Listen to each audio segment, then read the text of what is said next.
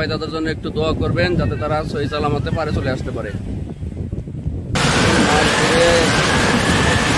ওই নদী থেকে ফিরে আসার পথে ডুবে যায়।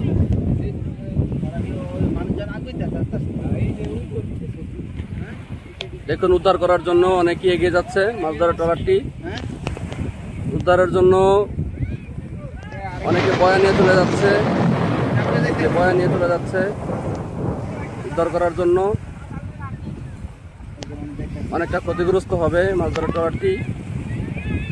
জেলেরা অতি আতঙ্কে আছে, তাদেরকে অতি দ্রুত উদ্ধার করার প্রয়োজন।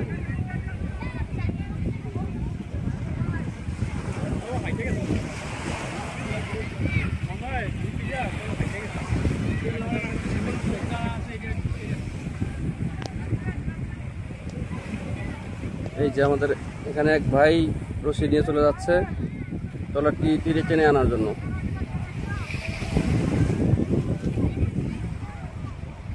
এদিকে আরো কিছু মানুষ সাঁতার কেটে যাচ্ছে।